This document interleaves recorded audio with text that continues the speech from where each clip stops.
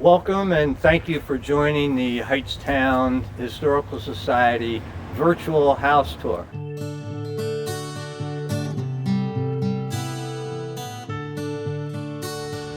We are at 421 North Main Street, a recently renovated house that pretty much anybody around here has been going by for a long period of time, hoping that somebody would fall in love with it. Well, actually, Javier Blanco and his wife, Clarabee, and a relative, Ino Gomez, had recently, in the last few years, fixed up a number of other houses in town, but mostly they were houses that had been built in the 40s, 60s, or even the 80s, but just needed some modernization and sprucing up. This house, of course, was a lot older and in need of a lot more love, and they fell in love with it. Now, obviously, it was for a investment opportunity as well, because there's a lot next door that they subdivided, but it's a labor of love. The house sits on North Main Street. That is one of the oldest trails in the state of New Jersey. It was a mini-sink trail for the mini-sink Indians, and they traveled this trail for centuries. As would happen with a lot of the old Indian trails, when the white man came and settled, they used the trails and converted them into roads for horses, carriages, etc. So after centuries of it being used and by the mini-sink Indians as a mini-sink trail, the European settlers named it the Duke of York Trail. So we, of course, know part of York roads all over the place, but it was first the Duke of York Road. So it's a very, very historic road that this house sits on. The house itself was built in the 1870s on the corner of the road that went to Wyckoff's Mills. That road is called Wyckoff's Mills Road. And I always tell people, or suggest, you close your eyes and you pretend the bypass isn't there and you pretend the New Jersey Turnpike's not there. This road meandered around old trees and a little swampy ground, etc. So it wasn't a straight shot to go 1.6, 1.7 miles to Wyckoff's Mills. Well, everybody's familiar with the Hightstown was built around a mill that was built at the Rocky Brook. And Ettra, was Milford, had a mill there, but a lot have forgotten that there was a big, very successful mill out this road 1.7 miles away at Wyckoff's Mills. It is where you would go down Probasco Road at the furthest northwest corner of Twin Rivers, and there's a bridge that goes over the Millstone River, and that is where Wyckoff's Mills was. This has a mixture of architecture. We don't know exactly the year that it was built, but I said 1871 because there was an article in the Hightstown Gazette that talks about, sort of like a social note, and the Hunt's new house on North Main Street is being painted. Well, new relatives, so it could have been 1870, could have been 1872, but we'll use 1871. Its architectural style is called Victorian by people, but really it's more Second Empire and Eastlake style. Mansard roof, which is the Eastlake style, and the Second Empire, which is the boxy with the overhangs and the box gutters and the large windows. It was built by Elston Hunt. Most people call this the Wyckoff House, even though it's really the Hunt House, since Hunt is the one who built the house. And he was a mayor of Hightstown. Hunt actually ran on the party that was called the No License Party. No license meaning they didn't want to grant any liquor licenses to any of the taverns in town. This was a constant battle during that latter part of the 19th century, Civil War, pre-Civil War through the end of the century, as regards to how many inns, how many were going to be allowed to serve liquor, etc., because most of it, the licensing was done locally. So he ran as a member of the No License Party, which was a 100% temperance anti-alcohol policy. So Wyckoff's Mills was almost the dividing line at one point between the borough and the township. as the house across the street, the Applegate's house, was in the township when this house remained in the borough. This house sat on a much larger parcel. From this property all the way over to William Street was a large piece that was owned by a family named Poland, which was subdivided off into the many lots you see from here towards Hightstown. This whole area of the Hightstown was generally referred to by locals as Canada. Well, I'd heard that as a kid, and I always thought this was because this is the north side of town, Canada, but it actually wasn't.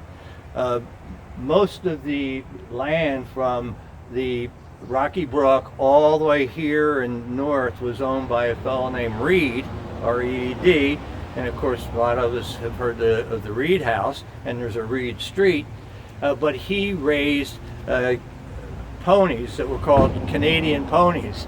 So since he had all these ponies running around that were Canada ponies, it was referred to as Canada.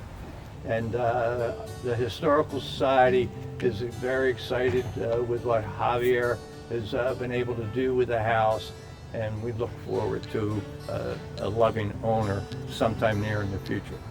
So here we are in this beautiful old house, which used to be really a fixture of all architecture in Hightstown, and we're very glad Amino Gomez and my friend Javier Blanco, we did all this. And when we first walked into this house, there was a big wall here, and the floors had holes, and we knew about the historical value of this home. And we knew that the people in town, and not only in town, but in the entire county, wanted to keep this structure standing. So finally we brought in an architect, and I remember what he said when he came in through that door. He said, "He's got good bones. He's got good bones. I'm not an architect, and Javier is not an architect." And right there, the decision was to keep the structure the way it was. There were walls here all over the place. As you know, this house is over 100 years old, so the rooms used to be a lot smaller. And we decided to open up the space and make it an open floor plan, which is very desirable today. My friend here is the master at Crown Moldings. They used to be very, very wide plaster crown moldings that we couldn't save. It was impossible to save it, but we saved everything else. But if you look at the baseboard, if you look at the moldings, even the hardware, everything is original from this house. So we have taken really every step possible to keep it as much or looking as much as the original structure as possible. This chandelier that you see right here was bought in an estate sale in one of the old houses in Park Avenue in New York City. And a lot of the other lamps around the house and the chandeliers were saved from the original structure. All right, we were talking about the windows before. We replicated with cedar. This is all cedar right here. And every single one of these panels was cut with a jigsaw and assembled. We really think that it goes with the architecture of the house and the old feeling, the old 100 years ago. But it really plays together in a perfect way. Our first visit to the house, there's some things that call our attention, and one of them was the staircase. A piano must have fallen through this staircase right here because all of the steps were broken. And we spent, 2 weekends fixing this stair, but as you can see, 3 weekends we spent really paying attention to the way everything was. So the spindles right here, a lot of them were restored and really reproduced to identical copies of what the originals look like. Now, before you used to try to move this, and I used to go from one side to the other, and as you can see, everything is solid, as solid as it was 100 years ago. All the lamps are original, most of them at least. We tried to restore them. A lot of them are brass, but we try our best to, like we said before, to keep very good attention to detail and using photographs of the past. The stained glass in the back is a very beautiful piece. We have to still, I think that's the only place in the house that we still have to do some work on. It's been here since the house was built more than 100 years ago. It's taken us a lot of effort, a lot of time, but we certainly feel that it's worth it.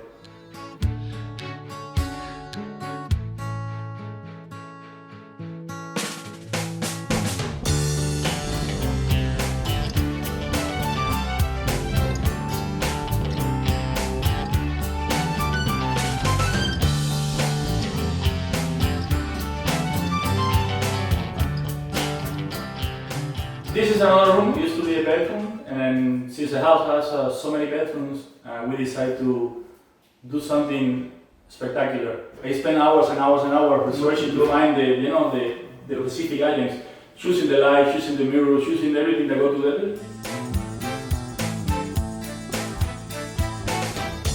The idea was to find a freestanding top that go with the house, like the old ones. You can have jets, have water, lights. It's sort of like entertainment.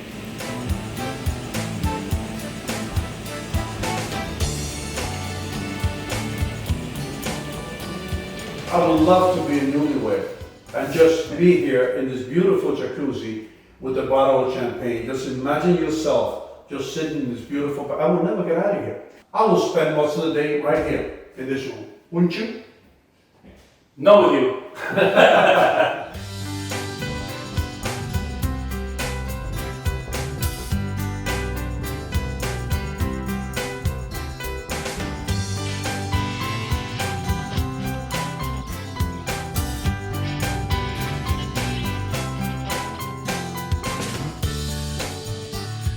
This used to be 4 bedrooms. Well, we took 1 bedroom and turned it into a half bathroom with the possibility of adding to it and making it a full bathroom. There's also connections for washer and dryer up here and large storage rooms. 2 of these large bedrooms have walk-in closets, and they can be turned into maybe an office, maybe a game room for young kids, a mother-daughter type of situation. It's a very, very planned restoration of an old home that certainly deserves to be standing, not only now for the next 100 years, the next 150 years.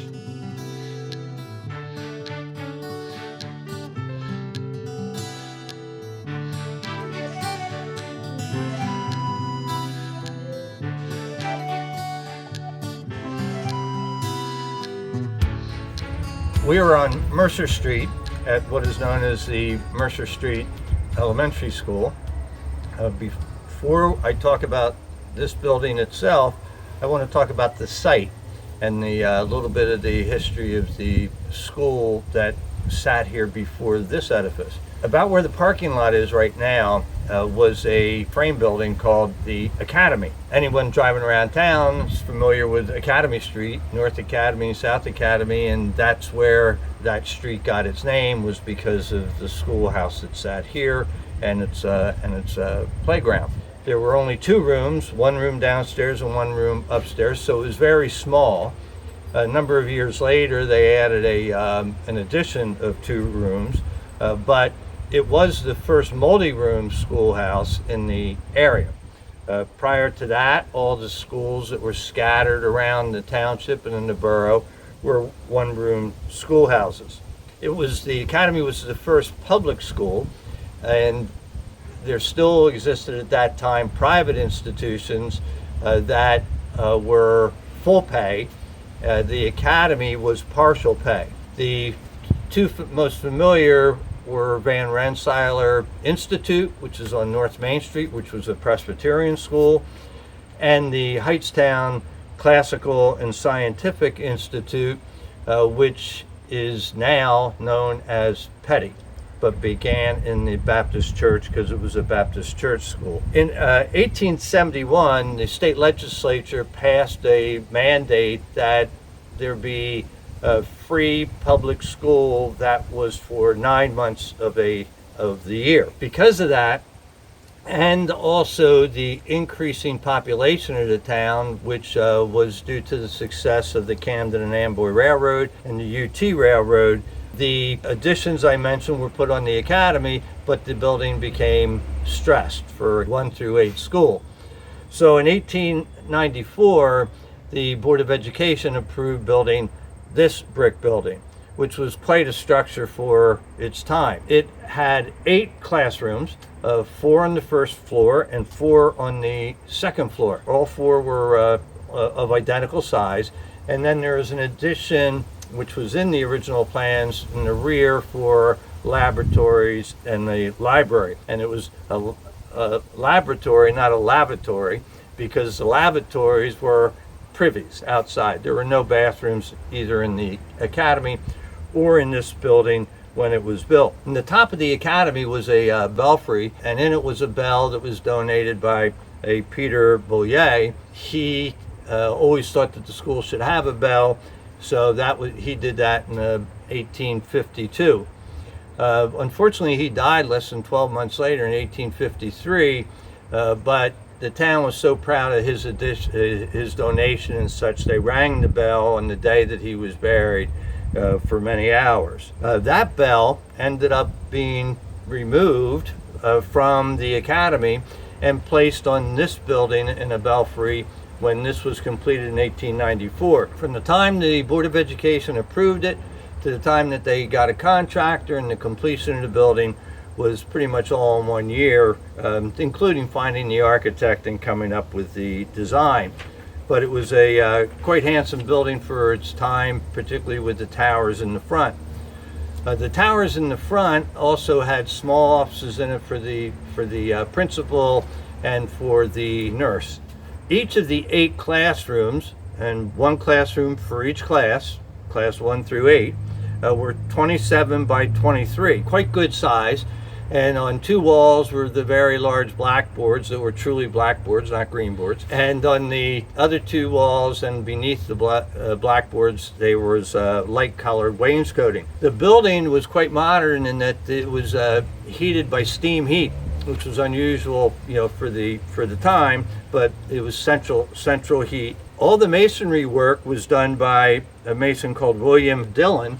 And William Dillon also did the tower out in the East Windsor Cemetery, the Norton Tower, and which is another way to see the value of his and the quality of his stonework. We happen to be standing right now in the rear of the Mercer Street School building, and there's a entrance just to my right, and then about 30 feet over is another entrance. Back in those days, there were separate entrances for the girls and boys, and they couldn't congregate together before the school bell rang and the doors were unlocked. So the boys would end up standing here, and the girls would end up standing at the other door, so that they didn't have too much time to socialize.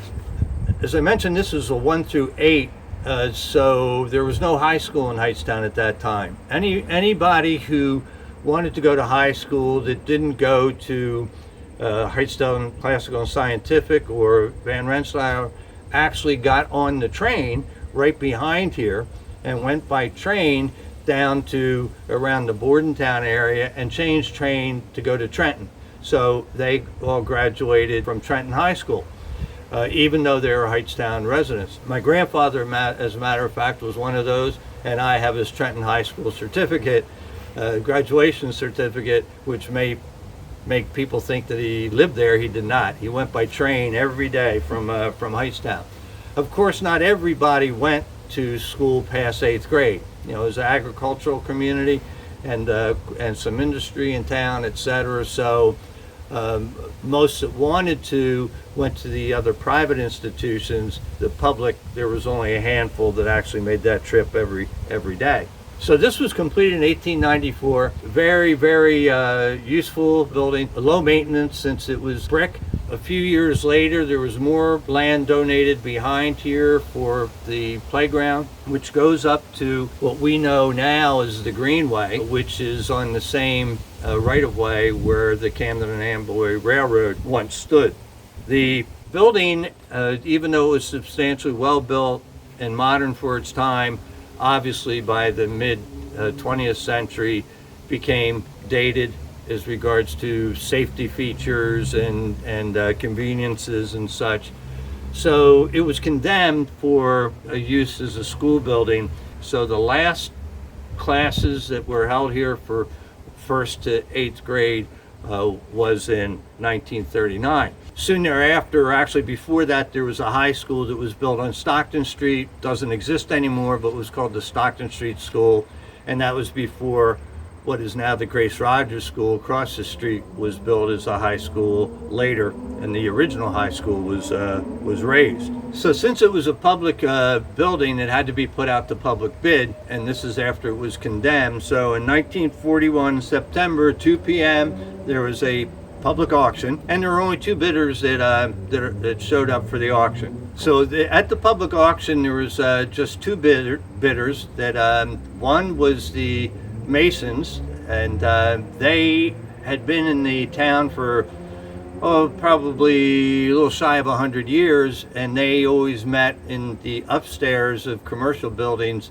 downtown. Their last location was on the third floor, which was sort of a dangerous location, narrow stairway, at 100 North Main Street, which is above what's now known as the Allen and Stultz building.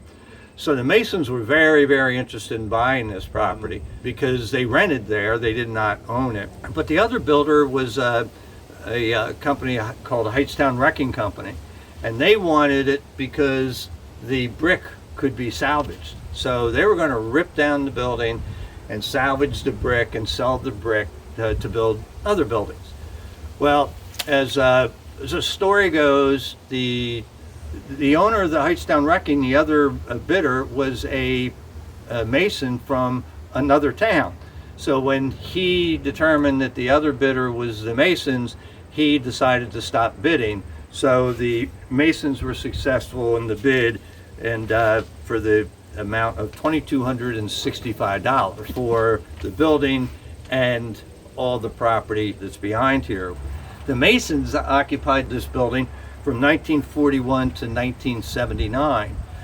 1970s was a bad time for fuel prices. Gasoline went from 17 cents to 29 cents, horror, right? But so did fuel oil, and this building was very expensive to heat when the fuel oil prices started to creep up into $50 and even higher.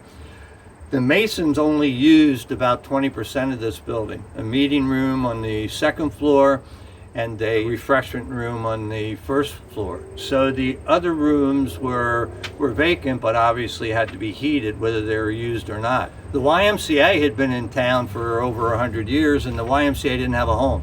They always rented offices, and their indoor activities were at the schools, the gymnasiums in the schools, and actually in some of the churches. There was a three-way deal that was worked out between the Masons and the YMCA, and I happened to know at the time, since I was involved with both the YMCA and the Masons, that the Grange on North Main Street was struggling. Agriculture was dying. The members of the Grange had gotten old, moved away, passed away. So they had trouble maintaining their building, which is a one-story with a basement building and much more efficient than this building. So the three-way deal was between the Masons and the Grange and the YMCA. Everybody ended up being happy. And that happened in 1979. The YMCA finally had a home. It was used almost principally as a daycare center, other than there was a fitness center on the second floor and a play area in the rear. Later, the local Y was having trouble maintaining the daycare center because so many newer families in the area didn't like to bring their child into an old building. They like the new daycare centers, the new in strip malls, etc. So this Y struggled and merged with the Western Monmouth YMCA, which did keep it going for a number of years until they found that the market had changed as well. They sold this building, the YMCA, to the borough of Hightstown in 2019 because the borough had not had a home since the Irene, the flood of 2011, which destroyed the borough hall. The plans are almost completed and approved for this being converted from a schoolhouse that became a Masonic lodge, that became a YMCA, that will end up being the Borough Hall, which we are very happy about because it's a historic building in town and certainly unique.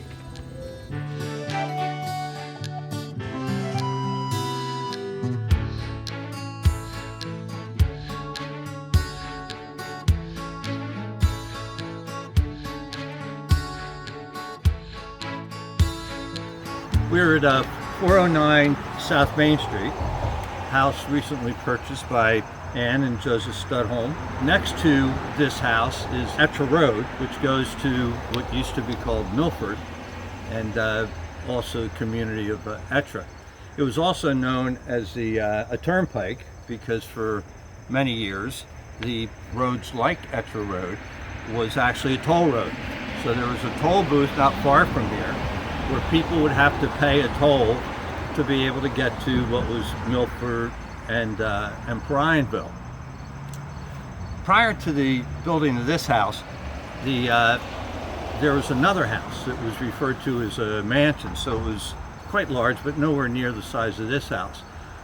We're not 100% sure whether that house was moved somewhere or raised, but my assumption was that it was raised because we would probably know if it was located somewhere close. The house that had been moved was built by a Reverend Asher, and he was a minister in town in the 1840s, and sadly he had 3 children that all drowned in the ponds, which are now what we know as Meadow Lakes, all 3 falling through the ice at two different occasions.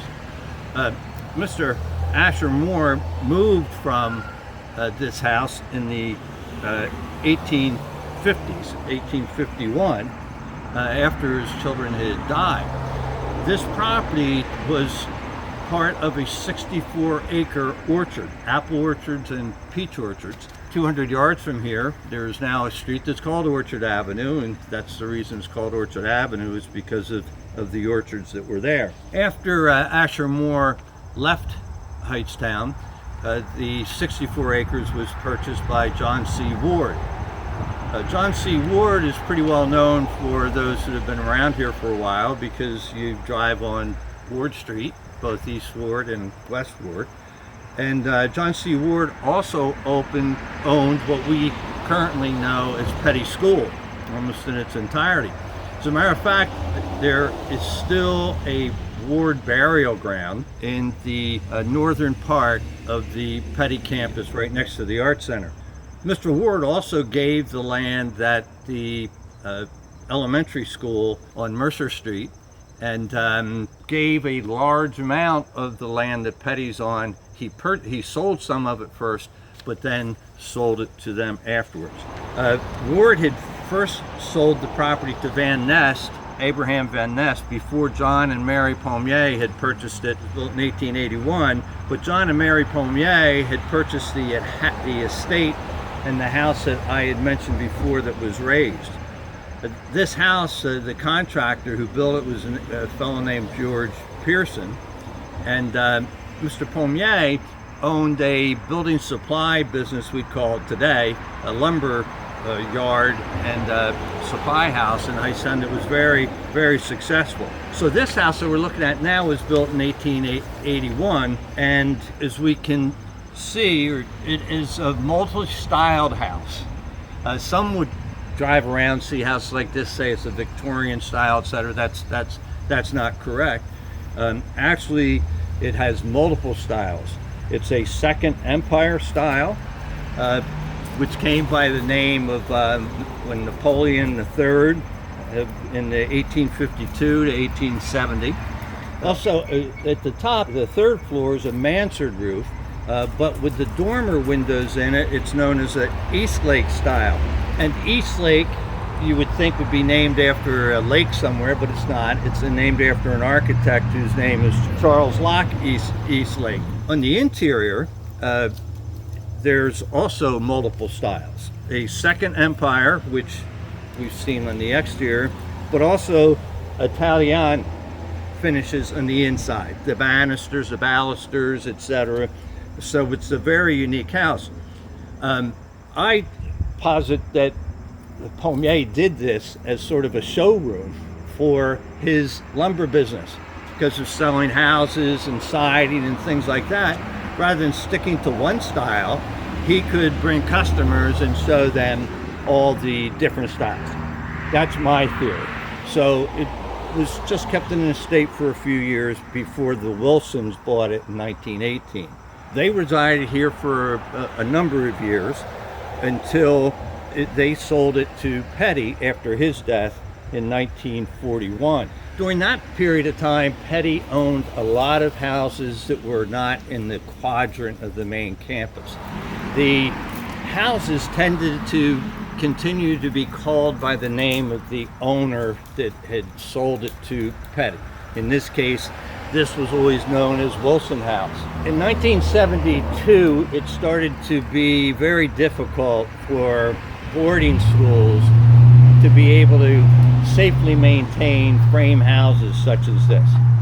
This was first a faculty house, but then shortly thereafter, they changed the second floor and the third floor to a boys' dorm specifically for senior boys at Petty. Main housemaster for that period of time was the athletic director named William Thompson. Probably a good thing because he could control senior boys better than probably an English teacher could. He had three sons, and so it fit in as well.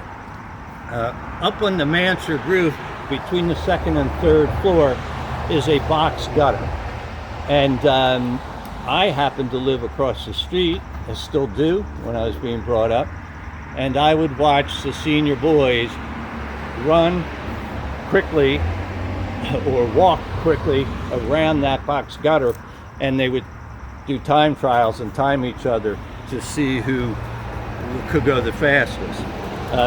I never remember anybody falling, but it was a little scary for me watching it.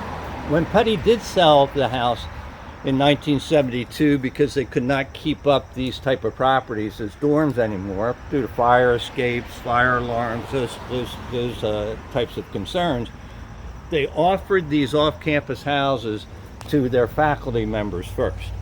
And one of them's name was John Edgar. What he did is he split it into two apartments. The first floor, and then the second and third floor was a apartment. I was not his first tenant, but his second tenant. So my wife and I actually rented here from 1973 to 1975 on the first floor from Mr. Edgar. Mr. Edgar then sold it to a Martin and Ann Waldron. Martin Waldron was actually the editor of the New Jersey section of the Sunday New York Times, and his wife Ann wrote children's books, Ann Waldron.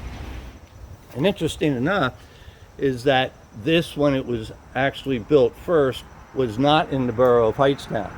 We know today the borough of Hightstown goes all the way out to Petty Golf Course, but the borough line actually stopped right here at Etcher Road. So that's the story of the house. The town is very happy that the Studholm's here. They've fallen in love with it. Ann's father lives in Meadow Lakes, right up the road, and so they passed here many times from their previous home in Princeton to visit her dad, and as she said, she couldn't get this house out of her mind. So now it may be driving her out of her mind. However, we're very happy that the Studholms are here. Okay, so I'm Ann Studholm. My husband Joe and I closed on this house in, I think it was August 2019. And we had been driving from Princeton to Meadow Lakes to see my father, who's at Meadow Lakes. And we were coming over here a lot, like every day. And we would drive, the turn on Etcher Road was always marked by this big spooky old house. But we thought more and more about maybe moving to Hightstown. I realized that this house was for sale. It had a modest little for sale sign on it. And without telling Joe, I got our broker, David Schur, to come over with me and take a peek. And it was a sad looking house, but Fannie Mae owned it and had been in foreclosure. We didn't have a huge budget. And so for our own sake, but also to be fair to the house, we wanted to make sure that we could make it livable and bring back some of its sort of single family houseness, but it had been through the wars and had such a history of being essentially slimmed down and I'll say sort of simplified. So we negotiated with Fannie Mae, we negotiated a price that could include the work that we knew needed to be done, which was in particular all new wiring and new heating system. So we had a budget, and the very first day of work, there was a live gas line. One of the subcontractors hit the gas line and the house caught fire. And the Hightstown firemen did a phenomenal job. They got the fire out, but it had still done considerable damage to the interior, though luckily not to most of the structure. The fire had risen up into the third floor and was licking at the inside of the roof, but the firemen got it out, so it didn't hurt the roof. So it was a lot of cosmetic damage, a certain amount of interior structural damage, but not much heavy-duty structural damage, but now we had to deal with that. But now we had to still do the renovations we've been planning on, plus do the damage. And we've started the video in this kitchen because the next thing, of course, that happened was COVID hit. That's why this is a virtual tour. That's why I'm wearing a mask. And so that also had an effect on what we could do. We're starting in the kitchen. This is the back wing of the house. It shows as a two-story wing with a lopsided fenestration on the 1895 balloon lithograph of the town. So we know it's here. It's probably original. There are the remains of a well underneath this kitchen. So I'm certain that this was the kitchen, probably right from when the house was built in around 1865. And after the fire started in the basement, kind of right behind where the stove is here, but down in the basement. It became apparent that the floor structure in the kitchen they hadn't done a great job on it, and it had been weakened. So this entire room had to be stripped down to gut rehab. This floor was gone. You could actually look in the windows right down to the cellar. This floor is completely new beams. The windows, those have what I think is a mid-20th century, very plain window trim around them. Those were able to save. The window over where we put the sink in, and that had to be redone a little bit to move the sink over there. But for the most part, where the door is and the existing windows are, at least as it was when we bought it. Who knows if it was like that when it was built. One of the things that happened with COVID was we had ordered cabinets from IKEA. We'd had IKEA cabinets before. They'd worked out fine, and they weren't able to supply them. So Revival's workers actually designed and built this kitchen completely from scratch, this little sort of kitchenette area. For the most part, we left it open, and we left it, we just bought rack and put the stuff on rack, and I actually like it much better than a kitchen with a lot of cabinets in it. I think it's more open, it's easier to use. Just normal people kitchens are going to the sort of the rack look of a commercial kitchen, and I like it, and it functions very well, and it's a little bit more like what this kitchen would have been originally. Victorian kitchens had basically a big central work table, and this is again, the guys built this, a big central work table, and then you would have kitchen cupboards maybe lining the walls. The kitchen really was one of the areas that had to be completely redone, and yet still, in very difficult times on a limited budget, we didn't put in sort of the big fancy kitchen. We did a kitchen that really works for us and what I think is more true to the original spirit, and also all of the lives of the house over time, including the lovely Fannie Mae appliances. So this is the only bathroom that was remotely original. We are in the back wing above the kitchen here. And like I say, from the 1895 lithograph, it was a two-story wing. What they used this room for, who knows? The bathroom tiles, this is 1920s, and we did what we could to preserve the look of the bathroom. It has beautiful avocado green cast iron tub and the sink to go with the maroon and black and tan color scheme. So we kept that. It hadn't been too badly damaged by the fire, but it had been damaged by that earlier flood because the pipe burst in what had been the shower.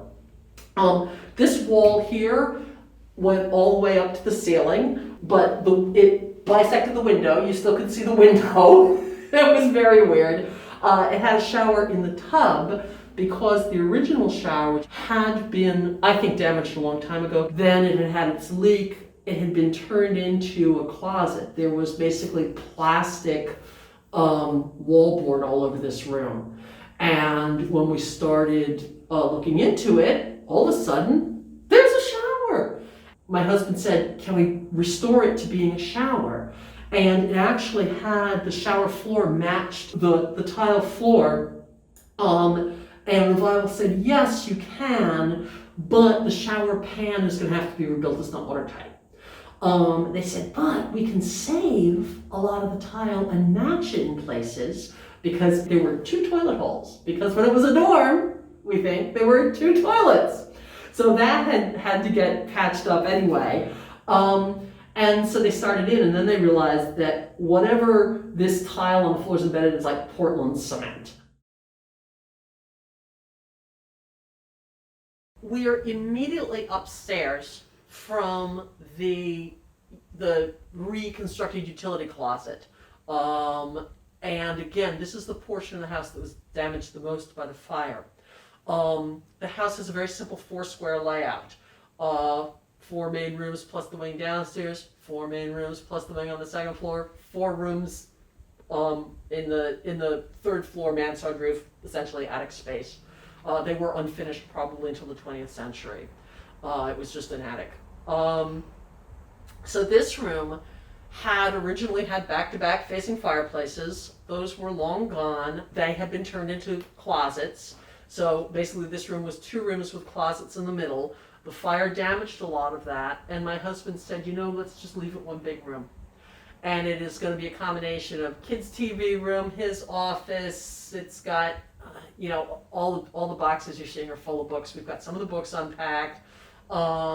And basically, if anybody wants to play board games or anything like that, and everybody hangs out. So it's a mess like everything else in the house, but it's a wonderful room. Revival did a very good job matching the floor so it's not super obvious where the damage had occurred. They used some floor from the house from other parts where the fire had damaged some. They also went and sourced old wood. The window trim is different because they were 2 rooms.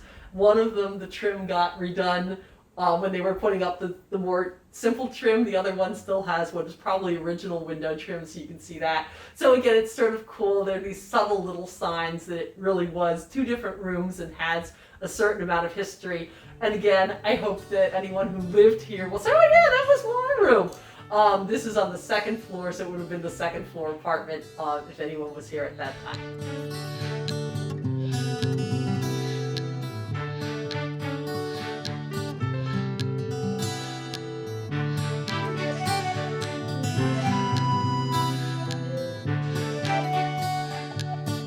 We're at East Windsor Cemetery, actually standing very closer in the original burial grounds, which we'll talk about a little bit.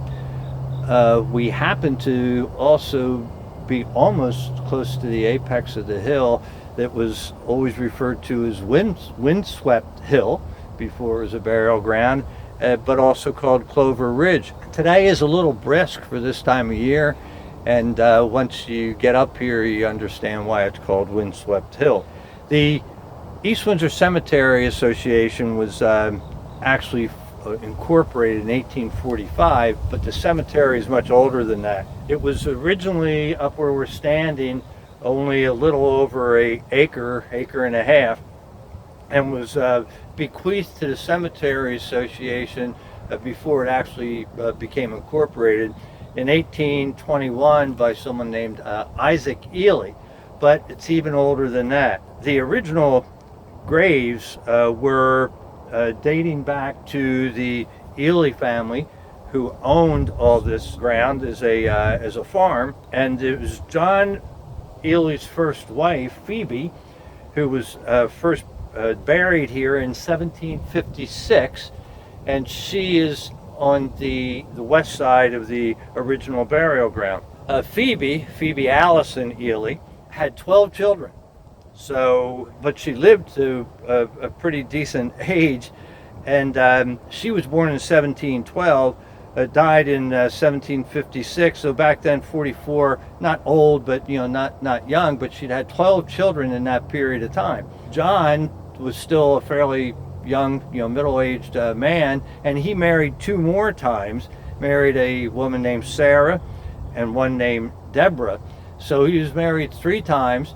Had 12 children, but all from Phoebe, and they are all buried together, in his burial ground up here. Not too many years ago, the Ely family descendants got together and put together some of their resources, and they put a modern monument in the original Ely ground with all the names of the family.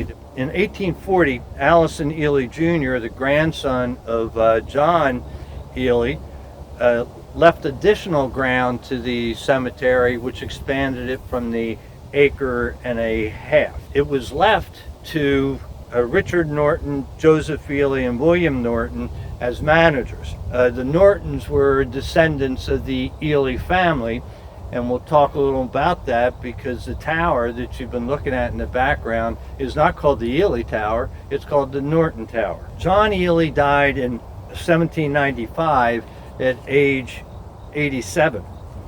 Over the generations, the farm was handed down, split up among a number of the heirs. 128 years after the original burial, Joshua Norton, great-great-grandson of John Ely, began to build this tower. He loved it up here. Most people that do come here absolutely fall in love with it. And the tower itself is constructed of Trenton brownstone and marble. Back then, there were more trees up here on the windswept hill.